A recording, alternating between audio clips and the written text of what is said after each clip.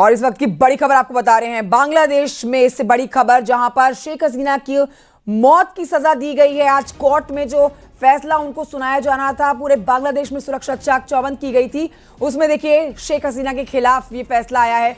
मौत की सजा का ऐलान हुआ है। बांग्लादेश की कोर्ट ने फैसला सुना दिया है। महीनों चली सुनवाई के बाद फैसला आ चुका है। शेख हसीना पर फैसले का दिन था आज, और इसी बात का अंदेशा जताया जा रहा था, जिसके लिए हाई अलर्ट और सेना को भी अलर्ट पर रखा गया था पूरे बांग्लादेश में। शेख हसीना इस समय भारत में है। 78 वर्ष की शेख हसीना, अब देखिए मौत की सजा का ऐलान इनके खिलाफ हुआ है। मानवाधिकार का उल्लंघन करना और अशांति फैलाने का इनके ऊपर गंभीर आरोप। 2026 के बाद से देखिए किस तरह 2024 के बाद से भारत में पनाह लिए हुए शेख हसीना, अब आज बड़ा फैसला इनके खिलाफ आया है।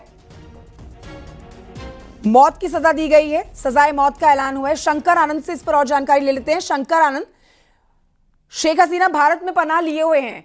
अब कोर्ट में जब वो हाजिर नहीं हुई थी बांग्लादेश में, उसके बाद से ही उनको आरोपी बना दिया गया था। ये फैसला बहुत बड़ा फैसला है।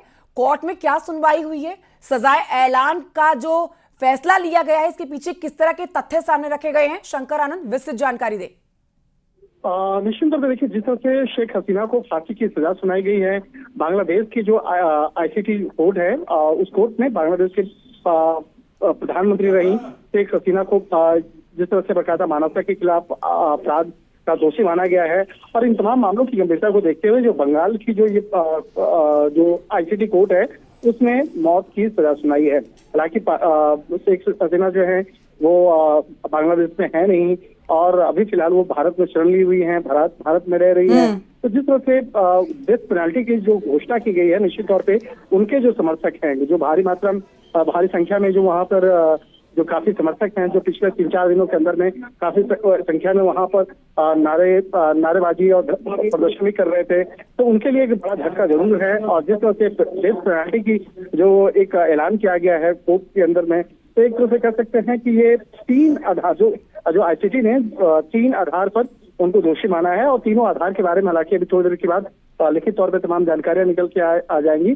और जो 3 प्रमुख जो कारण जो है वो बताया गया है, उसके बारे में अगर स्पष्ट करें तो इस मामले में अभी थोड़ी देर के बाद अभी लिखित तौर पर जवाब आएगा। और उसके बाद इस मामले में हालांकि जिस तरह से शेख हसीना की बात करें तो उनके खिलाफ जिस तरह से तमाम दलीलों को कोर्ट के सामने रखा गया, उसी के आधार पर डेथ पेनल्टी जो है कोर्ट के द्वारा वहां पर घोषित किया गया है। और थोड़ी देर के बाद जब इस मामले में तमाम जानकारियों को लिखित तौर पर दिया जाएगा तो ये जो फैसला आया है बहुत ही चिंताजनक है। और देखिए इसीलिए वहां पर सेना को अलर्ट पर रखा गया था। शंकर आनंद, सेना को अलर्ट पर रखा गया था और सीधे गोली मारने की मतलब खुली छूट दे दी गई थी। जहां पर भी आगजनी होगी, जहां पर भी अराजकता फैलाने की कोशिश होगी, सीधे शूट करने का ऑर्डर वहां पर दे दिया गया था।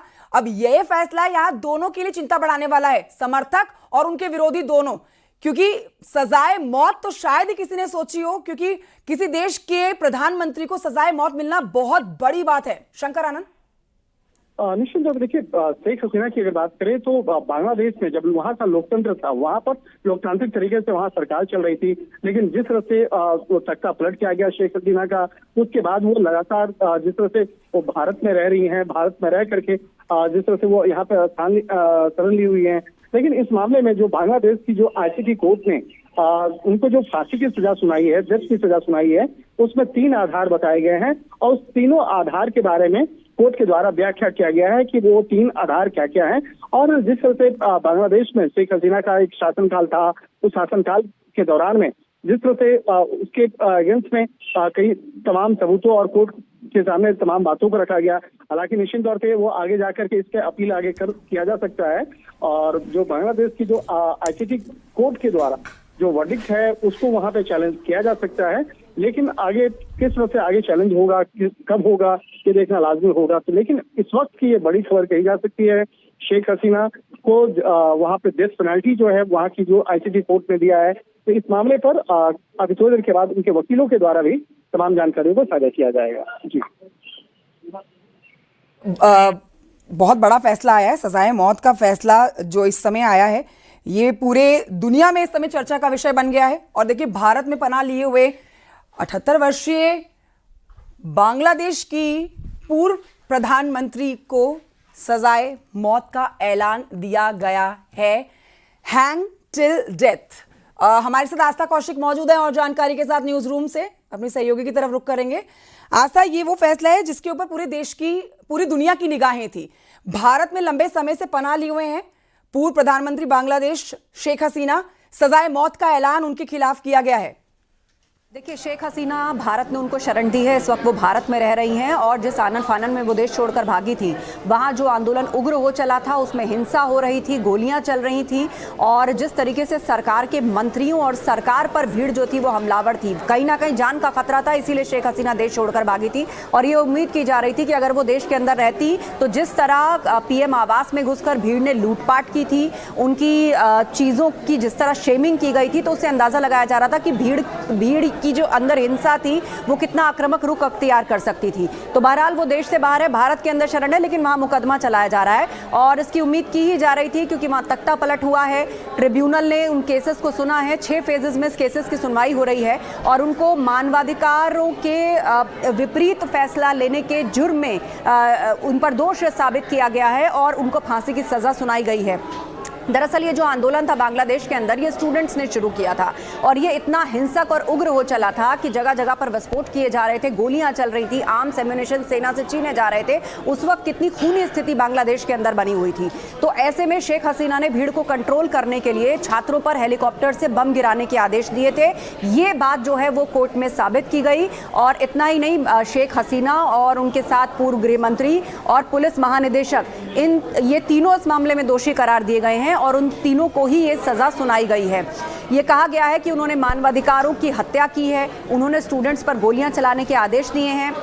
जिन स्टूडेंट्स की प्रोटेस्ट के दौरान जब प्रशासन ने उन्हें रोकने की कोशिश की, सेना ने रोकने की कोशिश की, जिनकी डेथ हुई या जो घायल हुए, उन पर ऐसे आम एम्यूनिशन, गोलियां, छर्रे का इस्तेमाल किया गया जो स्टूडेंट्स पर नहीं किया जाना चाहिए।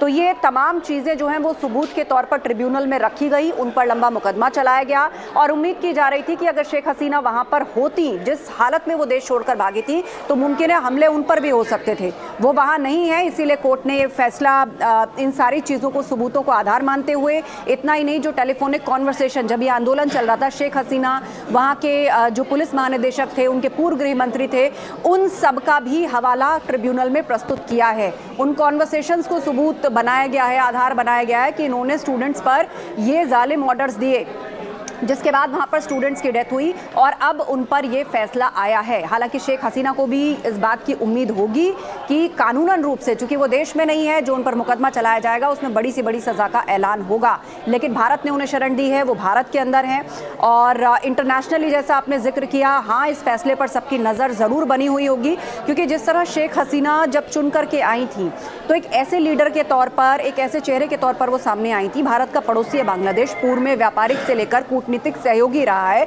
तो शेख हसीना हमेशा प्रो भारत नजरिया रखती रही हैं। तो ऐसे में पड़ोसी के लिहाज से ठीक था, पर तख्ता पलट हो गया, उनको देश छोड़ना पड़ा। वहाँ पर वो सरकार आ गई जो कहीं ना कहीं चीन के लिए सॉफ्ट कॉर्नर रखती है, जो कहीं ना कहीं पाकिस्तान की तरफ से जो भारत पर किसी तरह की कोई नापाक साजिश करी जाती है तो उस पर या तो चुप्पी साध लेती है या उनके साथ जाकर खड़ी हो जाती है। तो वहाँ पर अब लॉ के माध्यम से मुकदमा चलाया गया और शेख हसीना को, उसके साथ ही उनके जो पूर्व गृह मंत्री थे और साथ ही पुलिस महानिदेशक, तीनों को ये फांसी की सजा सुनाई गई। बिल्कुल आस्था, तीनों को सजाए मौत सुनाई गई है और आपसे ये भी जानना चाहेंगे कौन कौन से बड़े अपराध, क्योंकि हिंसा, नरसंहार तो था ही, ट्रिब्यूनल ने कौन कौन चीज़ों को मद्देनजर रखते हुए ये बड़ा फैसला सुनाया? देखिए, ट्रिब्यूनल ने करीब 1400 लोगों की हत्या को माना कि जो 1400 लोग वहाँ पर मरे, उन सब की हत्या शेख हसीना द्वारा करवाई गई। 11,000 से ज़्यादा लोग हिरासत में लिए गए, उनको टॉर्चर किया गया और ट्रिब्यून ये भी बता रहा है कि कौन कौन से साक्ष्य जो है वो शेख हसीना के खिलाफ उनको मिले हैं और फैसले से पहले पूरे मामले को पढ़ करके इसका रिकॉर्ड रखा जा रहा है और इसलिए प्रक्रिया जो है वो लंबी चलती है और पूरी तरह, क्योंकि 6 फेजेस में इस पूरे जजमेंट को आना है, तो ये फिलहाल पहला फेज़ है। हालांकि इसकी कोई इंटरनेशनल अथॉरिटी या आइडेंटिटी नहीं है। ये बांग्लादेश के अंदर उनका इंटरनेशनल क्राइम ट्रिब्यूनल है जिसने इस पूरे मामले को चलाया है।